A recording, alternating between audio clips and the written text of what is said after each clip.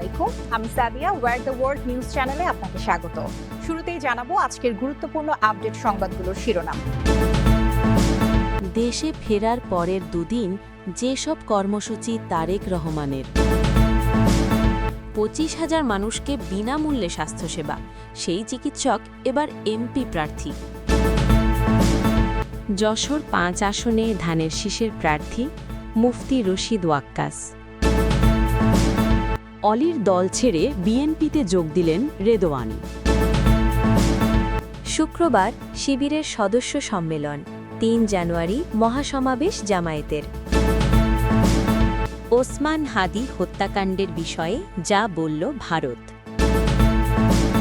এই ছিল আজকের গুরুত্বপূর্ণ আলোচিত সংবাদের শিরোনামগুলো। এখন বিস্তারিত সংবাদে আসছি, তবে তার আগে অনুরোধ রইল ভিডিওতে একটি লাইক দিয়ে চ্যানেলটি সাবস্ক্রাইব করুন এবং কমেন্টে জানিয়ে দিন আপনি কোন জায়গা বা কোন দেশ থেকে আমাদের এই সংবাদটি দেখছেন।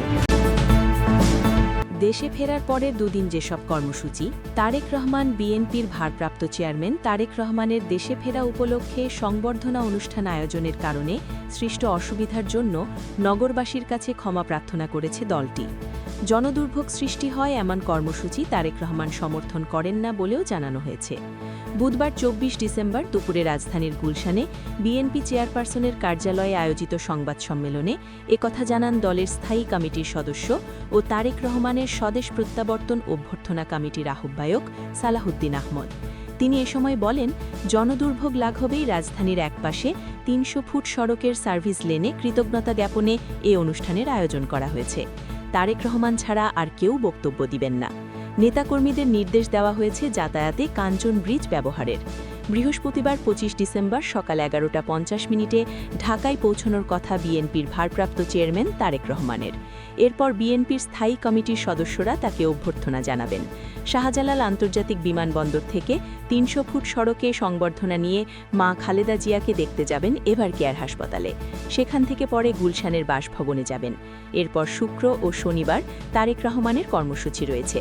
শুক্রবার জুমার নামাজের পরে জিয়াউর রহমানের সমাধিতে যাবেন তারেক রহমান। সেখান থেকে জাতীয় স্মৃতিসৌধে শ্রদ্ধা জানাতে যাবেন তিনি। পরদিন শনিবার ভোটার তালিকায় নিজের নাম অন্তর্ভুক্ত করতে যাবেন নির্বাচন ভবনে এবং জুলাই আন্দোলনে আহতদের সঙ্গে দেখা করতে যাবেন পঙ্গু হাসপাতালে। সেদিন ইনকিলাব মঞ্চের নেতা ওসমান হাদির কবর জিয়ারত করতেও যাবেন তারেক রহমান। 25,000 মানুষকে বিনামূল্যে স্বাস্থ্যসেবা, সেই চিকিৎসক এবার এমপি প্রার্থী। কিশোরগঞ্জ 3, তাড়াইল, করিমগঞ্জ আসন থেকে মনোনয়নপত্র সংগ্রহ করেছেন দেশের প্রখ্যাত মেডিসিন ও হৃদরোগ বিশেষজ্ঞ অধ্যাপক ডাক্তার কর্নেল অবদ জেহাদ খান। তিনি এবার জামায়াত মনোনীত সংসদ সদস্য প্রার্থী হিসেবে দাঁড়িপাল্লা প্রতীকে নির্বাচন করবেন। বিষয়টি নিশ্চিত করে করিমগঞ্জ উপজেলা জামায়াতের সেক্রেটারি মাওলানা নাজিম উদ্দিন বলেন, ইতিমধ্যে ডাক্তার জেহাদ খান তারাই করিমগঞ্জে 62টি ফ্রি মেডিকেল ক্যাম্প করে এলাকায় ব্যাপক জনপ্রিয়তা পেয়েছেন। এতে 2 উপজেলায় প্রায় 25,000 মানুষকে বিনামূল্যে স্বাস্থ্যসেবা দিয়েছেন। তিনি জানান, গরিবের ডাক্তার খ্যাত জেহাদ খান ইতিমধ্যে করিমগঞ্জ ও তাড়াইলের বিনামূল্যে ছানি অপারেশন করে শতাধিক মানুষকে চোখের আলো ফিরিয়ে দিয়েছেন। আগামী মাসে আরও 130 জন রোগীকে বিনামূল্যে ছানি অপারেশন করার প্রস্তুতি চলছে। একই সঙ্গে শিশুদের ফ্রি খতনা ক্যাম্প করেও তিনি 2 উপজেলায় আলোচিত। বুধবার করিমগঞ্জ উপজেলা নির্বাহী কর্মকর্তা তাহমিনা আক্তারের কাছ থেকে মনোনয়নপত্র সংগ্রহ করেন জামায়াতের কেন্দ্রীয় মজলিসে শুরা সদস্য অধ্যাপক ডাক্তার কর্নেল অবদ জেহাদ খান। এ সময় আরও উপস্থিত ছিলেন তাড়াইল উপজেলা জামায়াতের আমির হাবিবুর রহমান ভূঁইয়া, করিমগঞ্জ উপজেলা জামায়াতের আমির মাওলানা আবুল কাশেম ফজলুল হক, নায়েবে আমির মাওলানা জুবায়ের আহমেদ, সেক্রেটারি মাওলানা নাজিম উদ্দিন, তাড়াইল উপজেলা সেক্রেটারি এস.এম. মাসুদ, শিবিরের সাবিক জেলা সভাপতি খায়রুল ইসলাম, শিবিরের করিমগঞ্জ উপজেলা সভাপতি মুসাব্বির প্রমুখ। কে এই জেহাদ খান? জেহাদ খান 1957 সালে 11 মার্চ কিশোরগঞ্জের করিমগঞ্জ উপজেলার জাফরাবাদ ইউনিয়নে একটি সম্ভ্রান্ত মুসলিম পরিবারে জন্মগ্রহণ করেন। সাবেক রাষ্ট্রপতি আব্দুল হামিদের শালাক হিসেবে পরিচিত হলেও তার পূর্বসূরিদের রয়েছে বর্ণাঢ্য রাজনৈতিক ক্যারিয়ার। জেহাদ খানের নানা যুক্তফ্রন্টের এমএলএ বা এমপি ছিলেন। 1923 সালে তিনি বিএ পাশ করে আকর্ষণীয় সরকারি চাকরিতে যোগদান না করে কিশোরগঞ্জ আজিমউদ্দিন উচ্চ বিদ্যালয়ে শিক্ষকতায় নিয়োজিত হন। কিশোরগঞ্জের শহীদি মসজিদ ও জামিয়া ইমদাদিয়া মাদ্রাসা প্রতিষ্ঠাতাদের অন্যতম ছিলেন তিনি। জেহাদ খানের আপন খালা হাফেজা আসমা ছিলেন জামায়াতের মহিলা সংসদ সদস্য। জেহাদ খানের শিক্ষাজীবন শুরু হয় কিশোরগঞ্জের ঐতিহ্যবাহী দ্বীনী শিক্ষা প্রতিষ্ঠান আল জামিয়াতুল ইমদাদিয়ায়। সেখানে তিনি 5 বছর পড়াশুনো করার পর আজিমউদ্দিন উচ্চ বিদ্যালয় 5ম শ্রেণীতে ভর্তি হন। ওই বছরই তিনি ট্যালেন্ট পুলে বৃত্তি পেয়ে কৃতিত্বের পরিচয় দেন। 8ম শ্রেণীতেও তিনি ট্যালেন্ট পুলে বৃত্তি পান। জেহাদ খান 1976 সালে এসএসসি পরীক্ষায় ঢাকা বোর্ডে 21তম স্থান অধিকার করেন। এসএসসি পরীক্ষায় পুরো কিশোরগঞ্জ জেলায় প্রথম হওয়ায় রায় মহাশয় স্বর্ণপদক লাভ করেন। 1978 সালে ঢাকা রেসিডেন্সিয়াল মডেল কলেজকে স্টার মার্ক পেয়ে এইচএসসি পাশ করে ঢাকা মেডিকেল কলেজে ভর্তি হন। কিছুদিন পর তৎকালীন সোভিয়েত রাশিয়ার সরকারি বৃত্তি নিয়ে চিকিৎসাবিদ্যা অধ্যয়নের জন্য তিনি রাশিয়া গমন করেন। 1986 সালে তাজিকিস্তান থেকে কৃতিত্বের সাথে ডাক্তারি পাশ করেন। 1988 সালে তিনি বাংলাদেশ সেনাবাহিনীতে মেডিকেল করে যোগদান করেন। 1988 সালে তিনি এফসিপিএস পাশ করে ঢাকা সিএমএইচে কার্ডিওলজি বিভাগে যোগদান করেন। 2000 সালে উচ্চতর প্রশিক্ষণের জন্য জার্মানি সরকারের বৃত্তি নিয়ে জার্মানি গমন করেন। 2000-2006 তিনি আফ্রিকার আইভারি কোস্টে জাতিসংঘ বাহিনীতে মেডিসিন বিশেষজ্ঞের দায়িত্ব পালন করেন। দীর্ঘ 26 বছর সামরিক কর্মকর্তা হিসেবে জাতিসংঘ সহ বিভিন্ন দেশে চিকিৎসা সেবায় নিয়োজিত ছিলেন জেহাদ খান। এছাড়া Dhaka armed forces medical college সহ দেশের বিভিন্ন মেডিকেল কলেজে অধ্যাপনা করেছেন। 2014 সালে তিনি স্বেচ্ছায় সেনাবাহিনী থেকে অবসর গ্রহণ করেন। অবসর গ্রহণের পর তিনি বাংলাদেশ জামায়াতে ইসলামীতে পুরোপুরি নিজেকে নিয়োজিত করেন। 2016 সাল থেকে এখনও পর্যন্ত তিনি ঢাকার ধানমন্ডি ইবনে সিনা কার্ডিয়াক সেন্টারে সিনিয়র কার্ডিওলজিস্ট হিসেবে দায়িত্ব পালন করছেন। যশোর 5 আসনে ধানের শীষের প্রার্থী মুফতি রশিদ ওয়াক্কাস।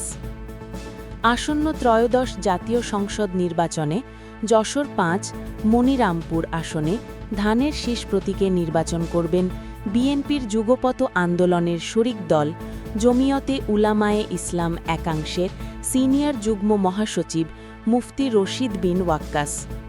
বুধবার 24 ডিসেম্বর রাজধানীর গুলশানে বিএনপি চেয়ারপারসনের কার্যালয়ে আয়োজিত এক সংবাদ সম্মেলনে এ তথ্য জানান দলের মহাসচিব মির্জা ফখরুল ইসলাম আলমগীর।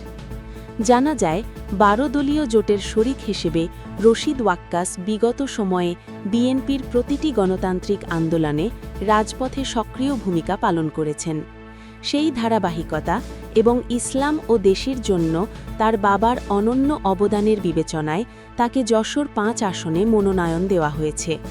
দীর্ঘদিন ধরে রশিদ ওয়াক্কাস তার বাবার দেখানো পথে যশোর 5 আসনের মানুষের সেবায় নিরলসভাবে কাজ করে যাচ্ছেন। আসন্ন নির্বাচনে এই আসনে তিনিই ধানের শীষের প্রার্থী হিসেবে প্রতিদ্বন্দ্বিতা করবেন। এদিকে আসন্ন ত্রয়োদশ জাতীয় সংসদ নির্বাচনে জোটবাধ্য অংশগ্রহণের লক্ষ্যে বিএনপি তার সমমনা ও শরিক দলগুলোর জন্য আরও 7টি আসনে প্রার্থী ছাড় দিয়েছে বলে জানানো হয় সংবাদ সম্মেলন থেকে।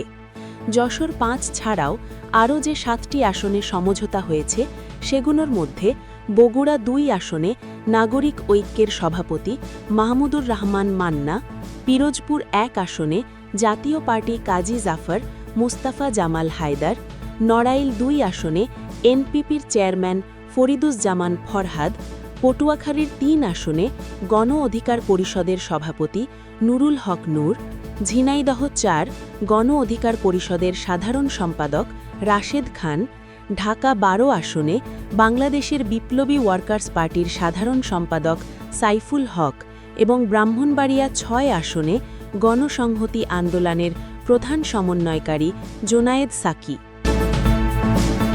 অলির দল ছেড়ে বিএনপিতে যোগ দিলেন রেদওয়ান।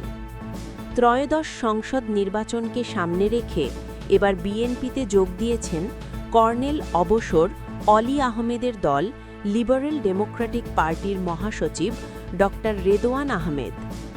বুধবার 24 ডিসেম্বর গুলশান কার্যালয়ে আনুষ্ঠানিকভাবে বিএনপিতে যোগদানের ঘোষণা দেন তিনি।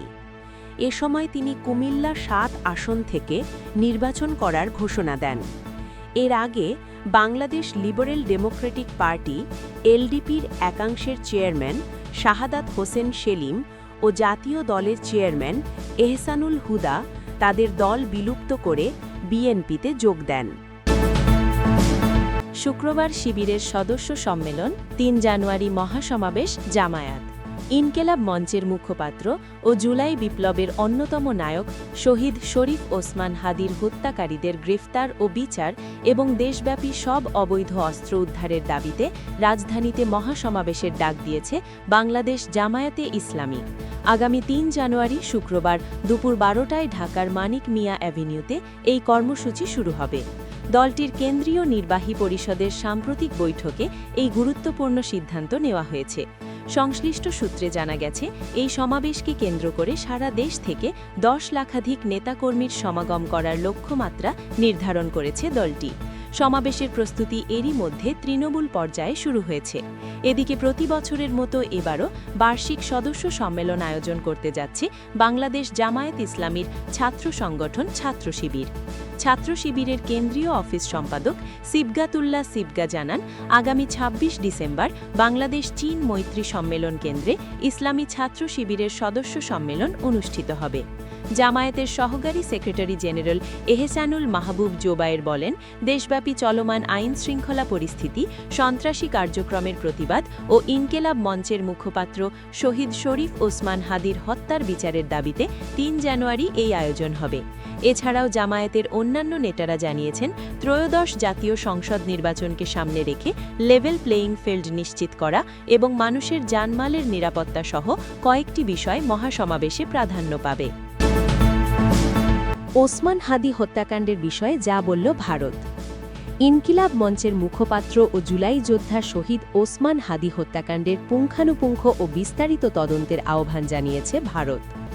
বুধবার ২৪ ডিসেম্বর বার্তা সংস্থা পিটিআই জানিয়েছে, গতকাল মঙ্গলবার বাংলাদেশের হাই কমিশনার রিয়াজ হামিদুল্লাহকে তলব করে ভারতের পররাষ্ট্র মন্ত্রণালয়। এই সময় তাকে শহীদ হাদি হত্যার তদন্তের আহ্বান জানান। বিষয়টির সঙ্গে সংশ্লিষ্ট সূত্রের বরাতে পিটিআই জানিয়েছে, হাদিকে হত্যার সঙ্গে ভারতের সংশ্লিষ্টতা আছে এমন অভিযোগ ওঠায় বাংলাদেশকে এ ব্যাপারে বিস্তারিত তদন্ত করতে আহ্বান জানিয়েছে নয়াদিল্লি। দুর্বৃত্তের গুলিতে হাদি আহত হওয়ার পর ভারতের দূতাবাসের সামনে বিক্ষোভের ডাক দেওয়া হয়েছিল। তার মৃত্যুর পর বাংলাদেশে ভারত বিরোধী মনোভাব দেখা যাচ্ছে বলেও উল্লেখ করেছে পিটিআই। এদিকে মঙ্গলবার ভারতীয় হাইকমিশনার প্রণয় ভার্মাকে তলব করে ঢাকা। ভারতীয় দূতকে তলব করে পররাষ্ট্র সচিব নয়াদিল্লি ও শিলিগুড়িতে বাংলাদেশের কূটনৈতিক স্থাপনায় হামলা ও ভাঙচুরের ঘটনায় গভীর উদ্বেগ জানিয়েছেন। একই সঙ্গে দেশটিতে থাকা বাংলাদেশের কূটনৈতিকদের নিরাপত্তা বিষয়ে জোর দেওয়া হয়েছে। এর আগে ১৪ ডিসেম্বর প্রণয় ভার্মাকে পররাষ্ট্র মন্ত্রণালয় তলব করা হয়েছিল। সেদিন ভারতে অবস্থানরত ক্ষমতাচ্যুত প্রধানমন্ত্রী শেখ হাসিনার অব্যাহত উস্কানিমূলক বক্তব্যে সরকারের উদ্বেগের কথা জানানো হয়েছে। পাশাপাশি ইনকিলাব মঞ্চের আহ্বায়ক শরীফ ওসমান হাদির ওপর হামলাকারীদের ভারতে পালিয়ে যাওয়া প্রতিরোধে দেশটির সহযোগিতা কামনা করা হয়। অন্যদিকে গত ১৭ ডিসেম্বর নয়াদিল্লিতে নিযুক্ত বাংলাদেশের হাইকমিশনার রিয়াজ হামিদুল্লাহকে ভারতের পররাষ্ট্র মন্ত্রণালয়ে পাল্টা তলব করা হয়। আবারও সপ্তাহ না যেতেই বাংলাদেশের হাইকমিশনারকে গতকাল আবারও পাল্টা তলব করেছে ভারত।